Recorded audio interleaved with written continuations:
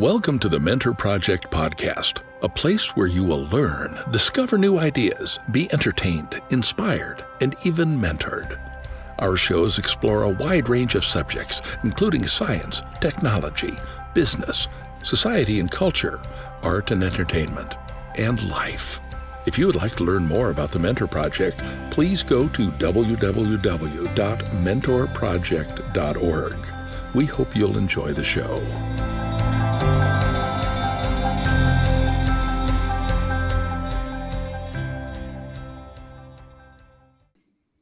Okay, Marco, how are you? You know, it feels like it's Mentor Project Friday. So isn't it always Mentor Project something? Mentor Project something, right? So here we are doing another episode of the Mentor Project podcast. This is so much fun.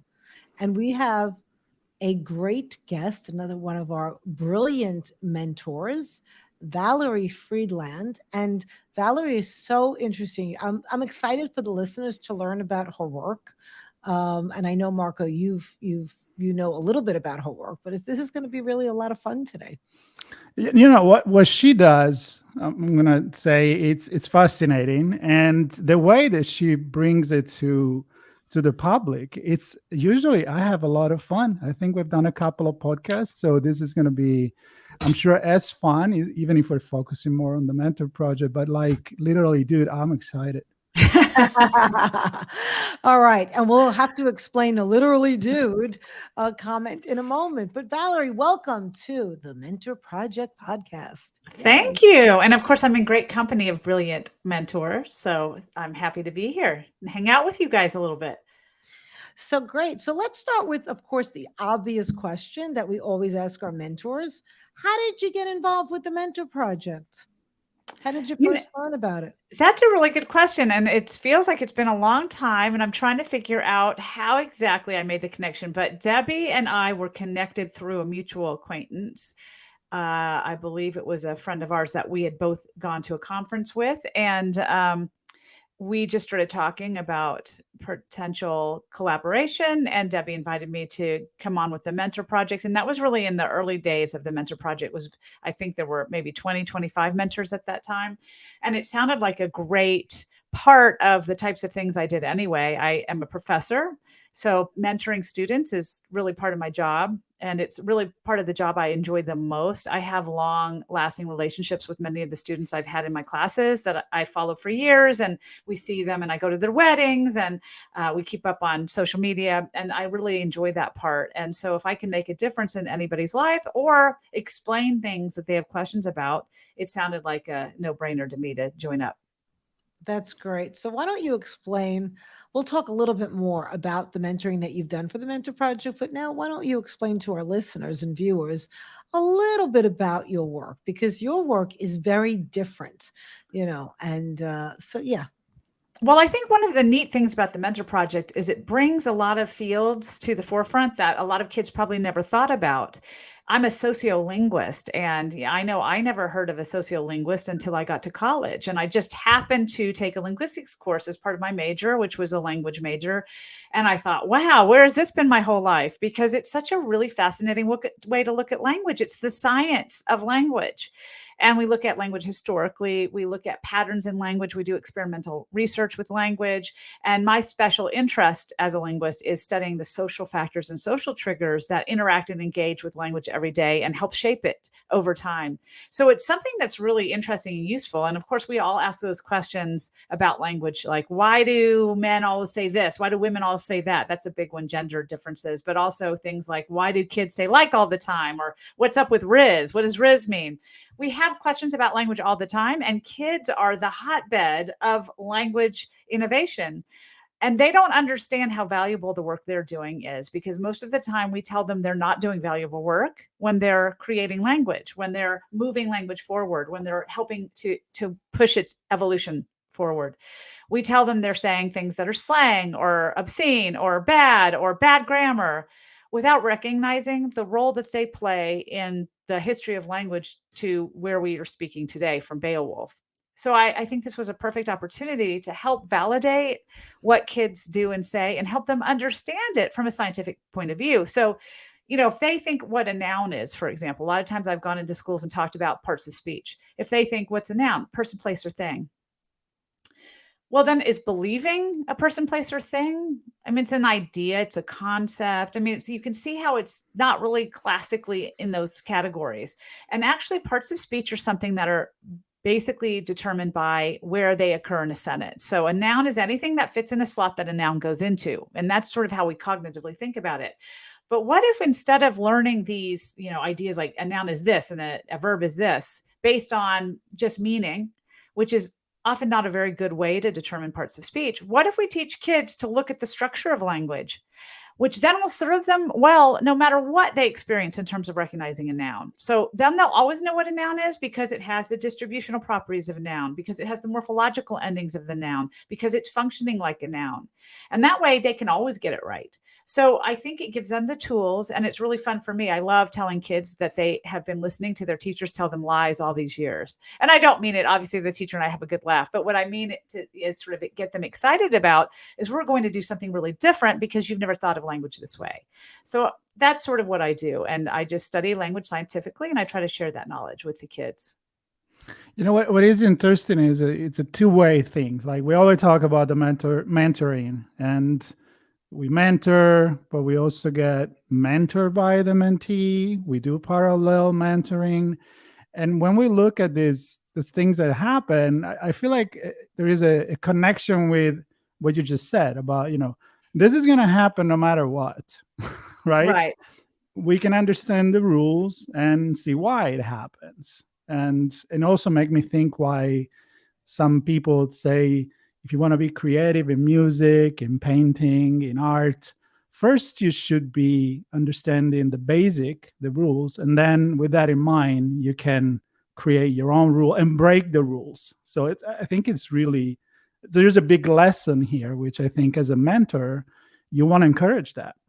You want to encourage that creative thinking, but also like, it's not just going random, It's not at all random, right? That's, I think, the beauty of it. It's incredibly rule governed and principled and patterned.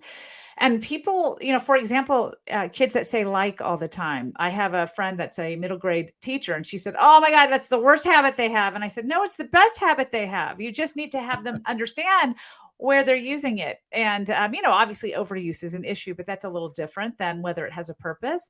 But if we look at how they pattern, they're actually patterning for very specific purposes. Linguistically, they either are approximators, sentential adverbials, or quotative verbs. So they're very specific. And if you teach a child, look, let's examine your speech and let's understand what this like is doing, I'm actually teaching them how to analyze language. So they're learning something larger while they're learning something fun. And that's really my goal. And I love it. I have so much fun. One of my favorite groups to teach is about the middle school, early high school level, because it's so revolutionary to them to have someone that understands their language. I don't speak it well, but I understand it. And they have fun learning about the things they do. And they've been taught their whole life that it's bad. And it's bad grammar, it's bad English. But when they start to understand it as a principled, rule-governed thing, it gives them, a lot of them say, well, I'm going to tell my mom that I can say like anytime I want.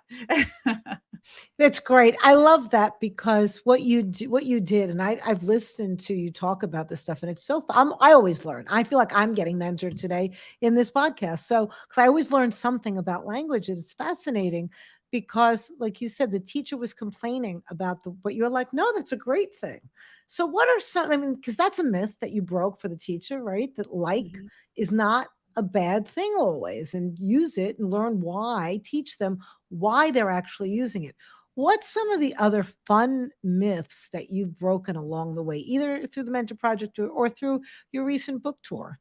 Well, one really, really funny thing, I think, especially for kids to learn, is that the word that they use all the time, has a history that they would never use it if they knew its history. So if you go back about a century in the late 1880s, we find that dude was a term that was used only in mockery or to ridicule or insult somebody. And it was really turn of the century gossip if someone was a dude, because they were basically a self-absorbed, wealthy, self-affected dandy with an ostentatious regard for their clothes. So they usually had very specific kind of effeminate ways of dressing. And mainly it was men. There were dudettes, but particularly dudes were men.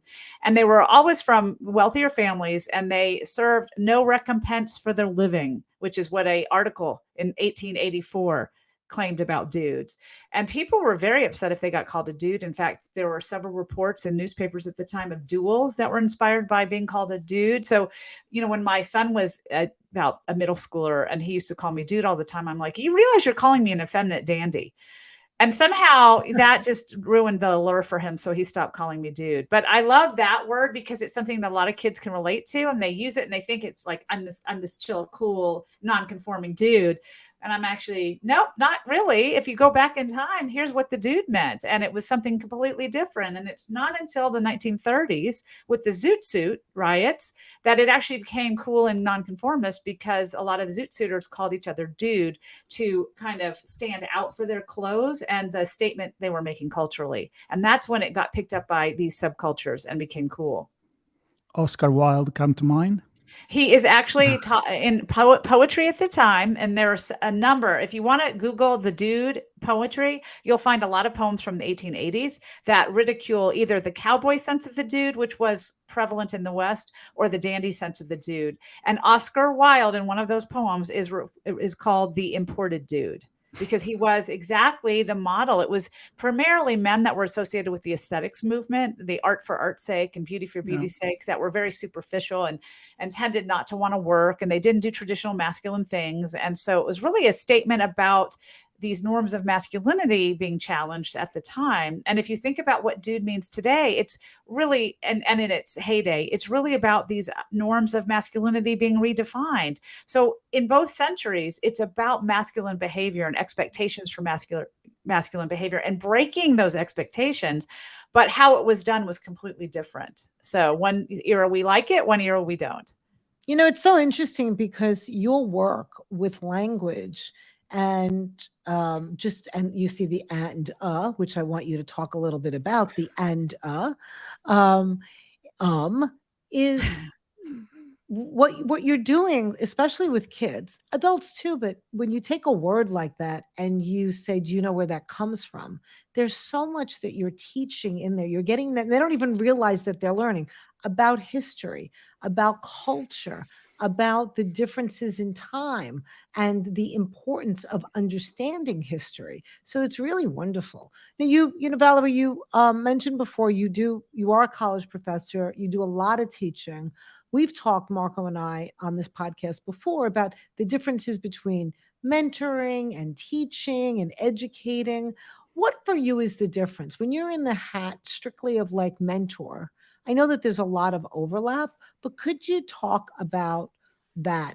Plus, we'll throw in, we have to have you talk about the uhs and the ums and all of that, because it's fun to hear about. Sure. I do think there's a lot of overlap, but I think there is a fundamental difference. When you're teaching, the audience is less involved because you have content, and your content is what drives the conversation. Your content is what drives that interaction. And a lot of times people ask questions, but it's really about the structure you put on it.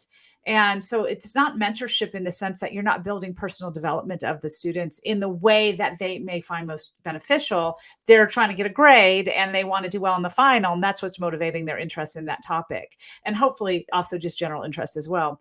But when I'm mentoring students, it's often in a position where I'm helping them figure out personal growth or life trajectory questions, helping them figure out, where do I want to go to grad school? What kind of jobs will this work? How can I present myself? A lot of times I do a lot of reading of students' essays or applications for graduate school, or I take questions about things that they're curious about. So when I'm mentoring, I'm much more open and flexible in the types of things we can discuss. But when I'm teaching, we have a curriculum and I need to follow that curriculum so that we can make those learning goals, those learning outcomes that are really important at a school level. So I think there's a personal element to it in the mentoring that's much more student or mentee driven and much more developed around their personal goals and how you can help them achieve those. So it's really driven by the mentee. In teaching, it's really driven by the professor. Yeah, we mentioned on other conversation with other mentors that and it was kind of my suggestion too, it's more of a one-on-one, kind of like more personal, more psychological than that structure education curriculum that you have to follow. I mean, I don't know. I mean, I think some people can establish that one-on-one relationship with an audience, but it takes some kind of skills, and I don't know how truth is in the end. I mean, I think you can do it to a different degree. I'm not sure it's mentorship in the same way that we tend to think of that word. I have given a lot of talks at businesses, for example, or to groups that have me there to solve certain issues that they have in communication, or to address certain themes that they think are relevant for the population that they have. So, for example, I have given a lot of talks to groups that have women as part of their professional set, but maybe feel like those women are not heard in that context. So I talk to those groups about women in business. Or I've also talked to legal groups, because I do some consulting with law firms and with language of statutes and, expert witness type things. So in that sense, I'm helping a larger group understand how my knowledge, background, and my field can be helpful in their goal setting and their goal achievement. So in some sense, I think that's similar to mentorship, but you're right, it doesn't have that same relationship where I'm individually helping a person. I like what you said earlier about what's driving the material, that in your role as professor and teacher, it's the curriculum, it's the things that there's a lot of, I teach also, there's a lot of requirements that we have to teach, even if we don't want to, because there's lots of stipulations. And that is driving it. But in the mentoring relationship, it's a lot more about what the mentee wants and what the mentee is looking for. Not that they're going to tell us but it's more about what they want to learn and what the purpose is. So yeah, I liked the way you talked about who's driving and what's driving the actual material. So that was a good, let's talk about the ums. There we go. So I just did it right there. So speak a little bit about those words that we hear ourselves, fillers that we hear ourselves do, and we want to go, yeah. It's so funny because I have what I call the effect on people, which means that whenever they talk to me, they start using likes and ums and noticing every single time they do. If we didn't talk about it, if it wasn't part of our conversation, I don't think people would be as aware of it. And it's not that they don't use them. It's just that once you mention an you hear every thereafter. But ums are what linguists call filled pauses. So they're a little different than things such as like or well or so or that are discourse markers and sometimes called filler words. But those are substantively different in function than an or which are fairly automatic cognitive processing flags that come up when we're doing pretty hard cognitive retrieval. And what we find when we study them, and it's really, really fascinating, given our disdain for them, is that they tend to signal when speakers are doing harder work than average. So when they're coming up with difficult words, less common words, more abstraction, when they're building very complex embedded sentences, those are the times that we see more than us occur in speech compared to when they're not doing those things. So one great experiment, they had people describe a picture. And so the first time they described it, they used lots of ums and uhs because that was the first time they had that picture and they hadn't activated those neural networks yet. But the second time, about an hour later, they had them describe it. It was the same picture. They already had activated those neural networks and therefore were quicker and used less and uhs in describing it.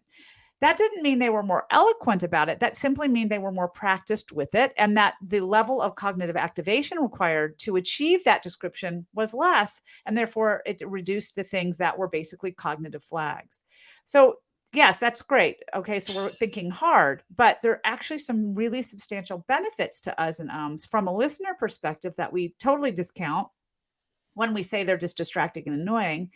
Because one of the things we found when we look at the time lapse after you say an or is that they also help a listener understand that a speaker is not done with their turn. Because if you just pause in the middle of a sentence, a lot of times listeners don't know what to do with that. And they either get uncomfortable or they feel a little, or because they think you might be done with your turn. It leaves it's some indeterminacy on the part of the listener.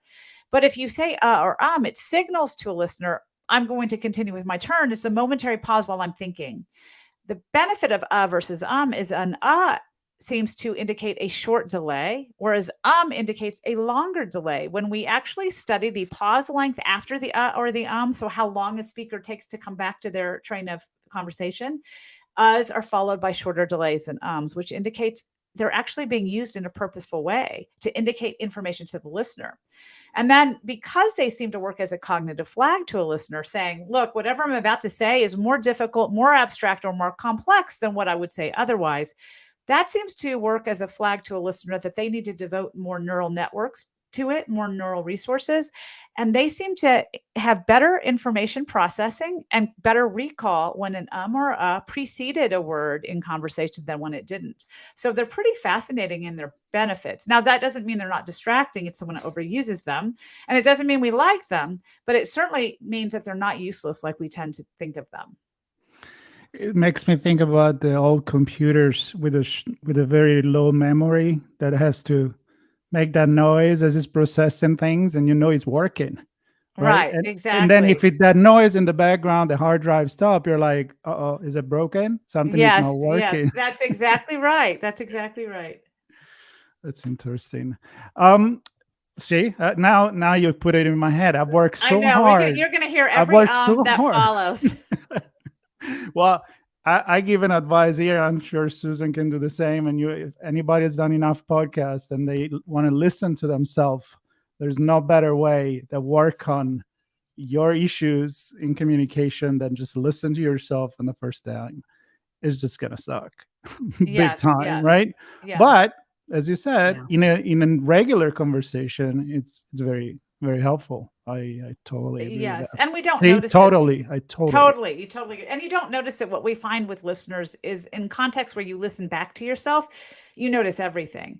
But in context and conversation, speakers are very good at filtering out all those things. And in fact, I think people are shocked when they listen to conversations at how little they control for those factors. And often they don't even finish words and sentences. They are broken off. They start and stop. And you listen, you think, God, how did anybody understand this conversation? But in the moment, our processing is amazing. And we're able to do it and filter out all those false starts and restarts and repetitions and ums and uhs. So, relax. I think that's the message. I always feel better after I speak with or listen to Valerie talking about it. Always.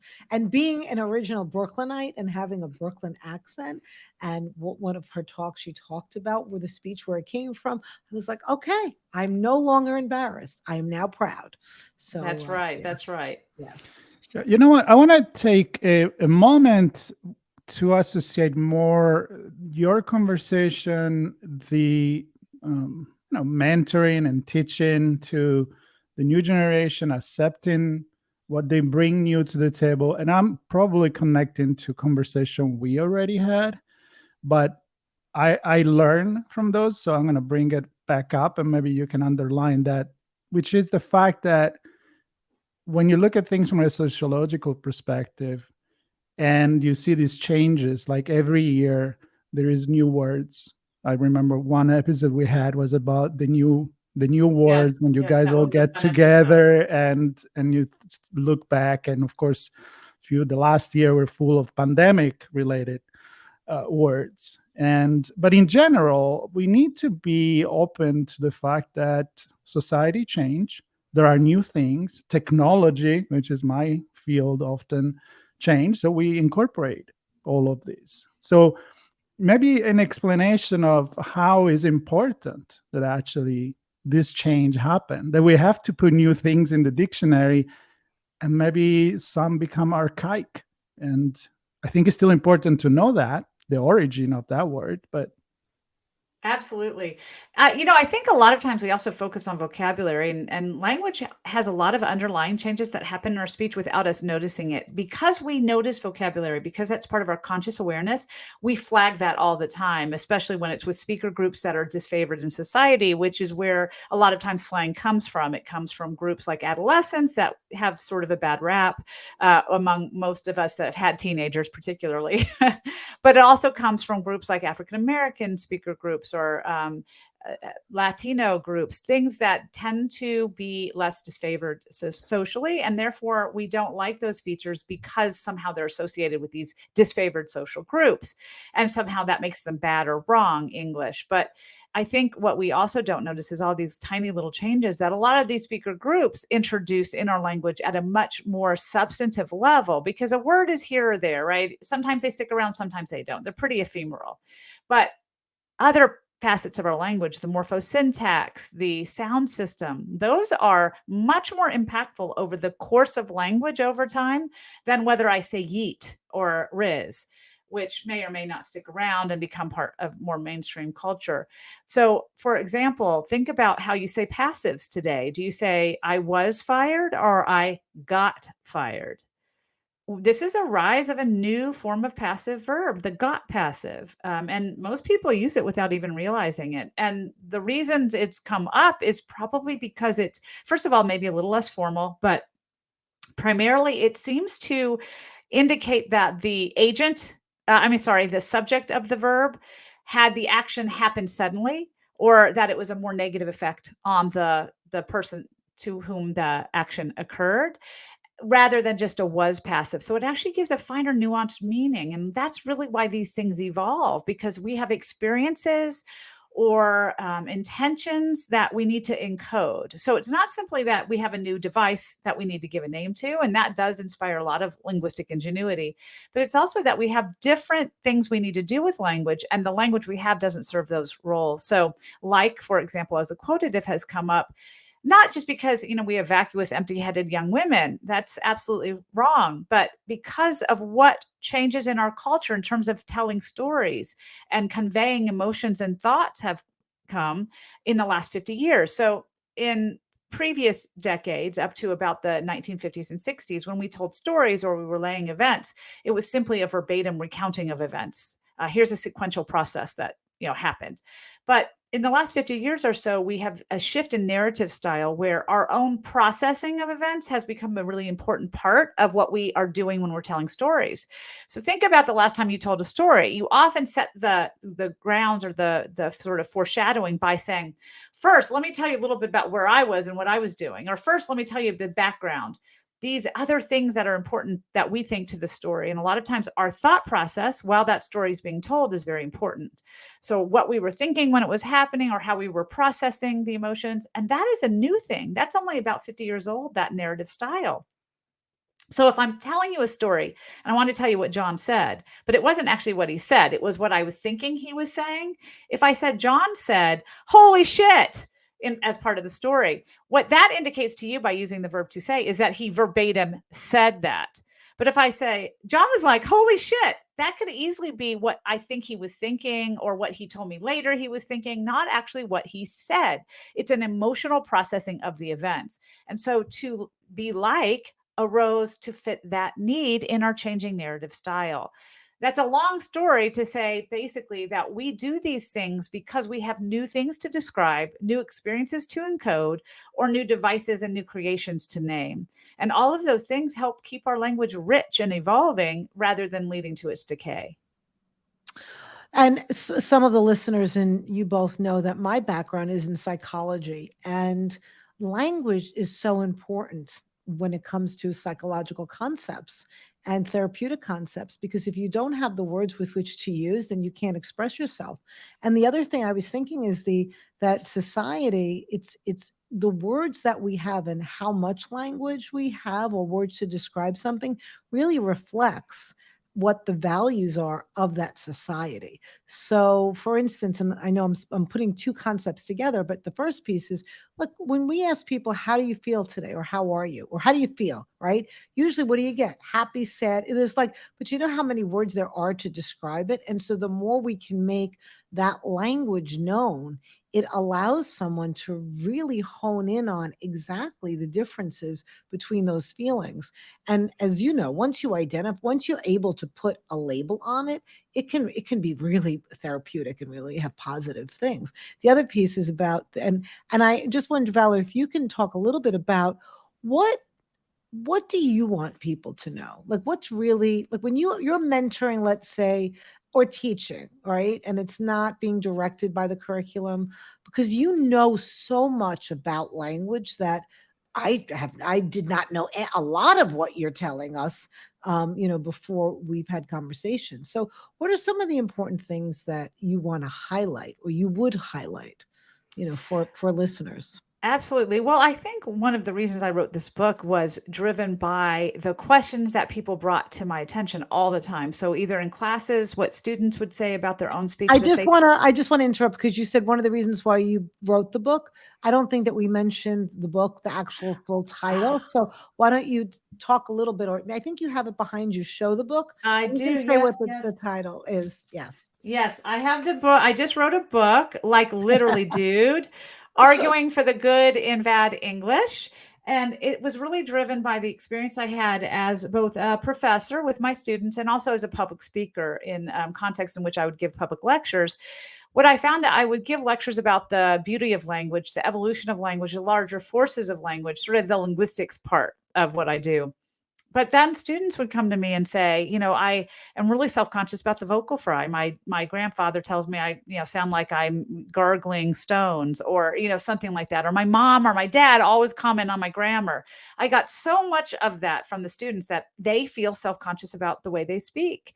And these are kids that are in college. They're doing good work. They're studying linguistics, which isn't something that, your average everyday student picks. So it's a harder curriculum. It's a unique class. And I'd also get those same questions from adults at my public lectures, like, why do kids say like all the time? Or, ugh, why are women using vocal fry? It's so annoying. What I realized is we haven't done a very good job of communicating what drives language change, what drives speakers to adopt these forms that we tend to dislike, nor have we done a good job of communicating why we have these reactions to it. What is it that drives these really strong tendencies to judge other people's speech habits in a way that's harmful to them and hurtful and painful? We feel like we're doing them a favor, but it's shocking to me the kinds of rudeness with which people respond to young people's language, as if that somehow justifies your behavior because you don't like that they say like. You dismiss them as a person. You dismiss them of having someone has ideas and thoughts that are valuable. So I really want people to read the book to understand that language has a really fascinating history, that all these forms that we dismiss as useless and vacuous are actually really fascinating from a historical perspective. They're really fascinating from a scientific perspective. We've got great experimental research to support their use as something innovative and creative, and that it's really their association with speakers that are disfavored socially that tends to give rise to our dislike and distrust of them. So I think those are really important messages that we have not gotten enough. I think that's an important message, like very important. I think it helps people embrace diversity, because we have a tendency to always see what is different from us as the enemy. Something like, oh, you're not part of my group. You don't speak my That's dialect. Right. You don't understand my slang. And I think sometimes kids, they do it on purpose, right? Like they want to have their own language. Absolutely. To create their own tribe, let's say. But that's, in my opinion, a very important part of growing up and developing. And we need that community, but we also need to not go and criticize the other, because everybody wants to have his own community. Absolutely. So yes. The big lesson here is embrace diversity, maybe learn about that language. And I think that's an important part and topic for mentorship that we need to do. It's very about embracing it. And I know you do a lot of that in the book. I was reading some excerpt in terms of, women may use certain things more than others. You just mentioned minority groups may do that. So again, not a book that we want to burn or ban. And I try to have fun with it, because I think also language is fun. It's fun. There's so many facts about language that are mind-blowing and silly. The history of language is really silly. The way that people, when we step back and watch people in history and how they've acted around language, it's easy to laugh at. And then you think, well, actually, we're doing the same thing today. So it's really a lighthearted approach I take in the book for that reason, because it's a joyous topic. And I'm so lucky to get to share it with everybody. And I do want to underscore what you said, and Marco, you alluded to this too, is that we people can be so judgmental of other people based on language, and we miss so much then. And it is really important as mentors, as humans, to not just make those assumptions that just because somebody is either struggling with an accent or language, that they're not intelligent. And we've seen that over and over again. And I just want to underscore, because that's really important. Again, being from Brooklyn, that Brooklyn accent was always associated with being not intelligent. Absolutely. And my Yeah. next book actually is about accents, and it's about Right. the historical development of different speech forms, and sort of how these ideas about what a type of talker you are, what a type of person you are based on your accent, where that stems from. Right. And what's valued in society, right? Yeah. So if certain Yeah. groups are valued, then the way they speak, which goes into code switching, which we can have a whole other podcast about with code switching, right? Yeah. And I've seen that happen a lot. But both Hey, advantages. I come from Italy, where we don't Right. understand each other if we speak in dialect. I mean, we don't have a dialect in Florence, for example, but if somebody from Sicily speak in dialect, I'm done. I mean, I need a dictionary, literally. Yeah. But Right. but I want to ask you something to kind of wrap into the mentorship, and I'm wondering the value of teaching all of this, and again, teaching, mentoring to the young generation, which again, I go to inclusion, diversity, accepting, but also understanding our past to understand our future. I jokes about this thing often, actually, because even there are words, you probably can have a comment on this, like we still use horsepower to talk about cars or even rockets that go to the moon, how many horsepower that rocket has.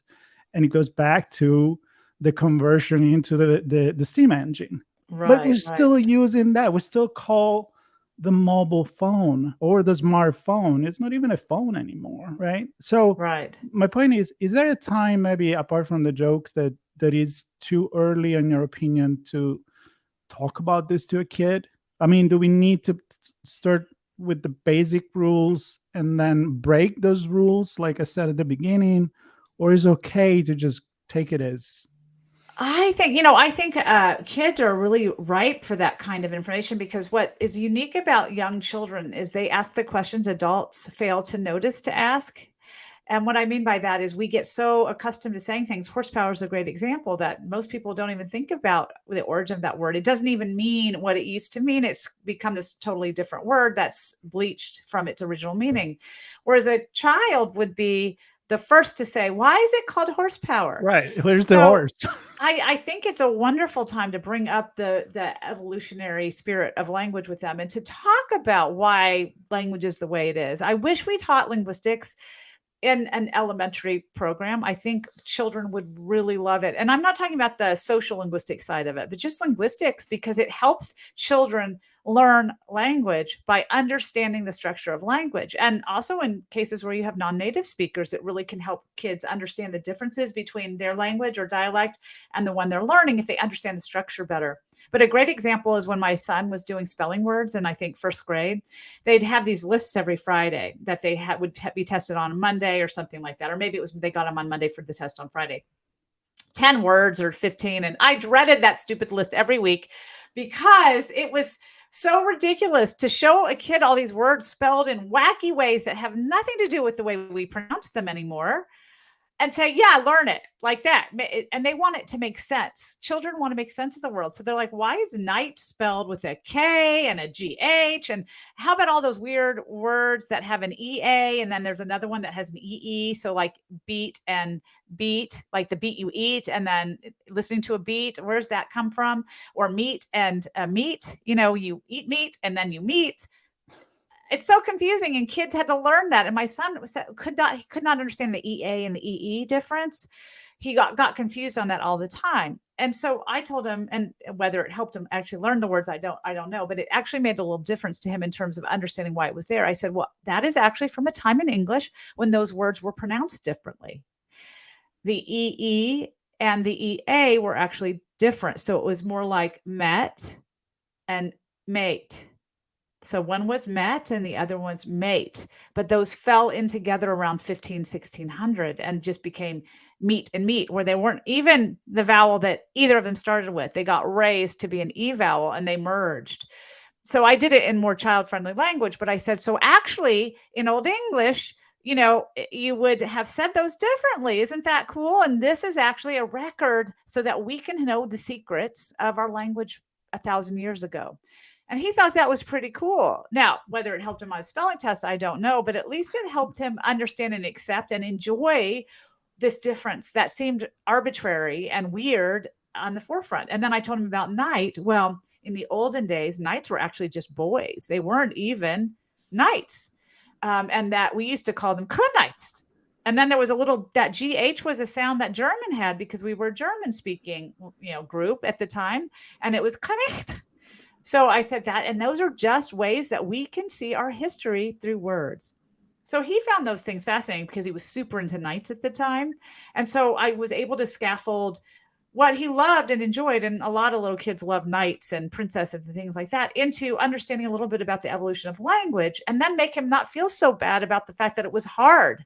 It's hard to learn this because it doesn't have a meaning for us today. But absolutely, I think you can start very young. I'm learning a lot. Marco, did you know any of that? I really did not know that at all. So I'm getting mentored. I'm learning.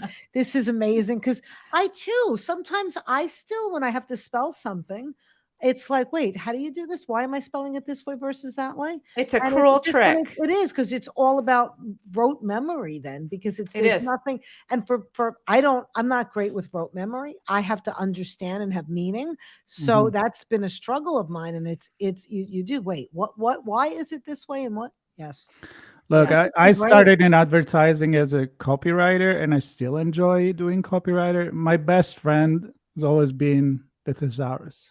Right? The synonymi e contrari in Italian. Yes. And you just see how many different ways there is that word, but there is a slight little difference. And then maybe you go to look at the origin, and we're all made of stories. So the language, to be honest, is at the core of our society. So here's a big thank you for people like you that are all geeking out about these things. And I'm very fascinated. I hope that this conversation will be listened by parents, by other mentors, by kids and family, and really get fascinated by this. It's an excellent way to learn and to get a different perspective. But Susan, I'm going to use this word now. I know it's not the perspectives, this show, but it gives you a different perspective. It Absolutely. Really does. Yeah. I was laughing, Marco, because when you said about the thesaurus, I'm thinking, is it now replaced with Chat GPT? Oh God, let's not go there. We don't have another hour. I know. I don't want to open it, but I was tempted though to go there. Like, who's going to use a thesaurus anymore? Well, but that's a whole. I would. Podcast. Yes, that's a whole nother podcast. Yes. So this has been great, Valerie, and I just want to say again, if you want to learn more about Valerie, you can go on the mentorproject.org and check her out and check out her book. And I believe we have it there as well. And this has been great. And I hope you'll come back again and we'll talk more about absolutely next time and mentoring and some of the findings that you are going to be experiencing I know you're doing a lot more talks and mentoring on this. So great. This has been fascinating. It's really things that you don't often hear and think about. So thank you. Sure. Absolutely. It's been fun to talk with you. I always like seeing your faces. Great. Always fun. And for everybody listening, we have many other coming episodes with other mentors. And if you want to learn more about the Mentor Project, there'll be links either under the video or under the podcast notes. Either you're enjoying it as an audio or looking at us, having fun, smiling. And share, invite more people. We'll be love to have more people sharing all the conversation that we have. So thank you very much. I'm going to close this. Bye-bye. Bye.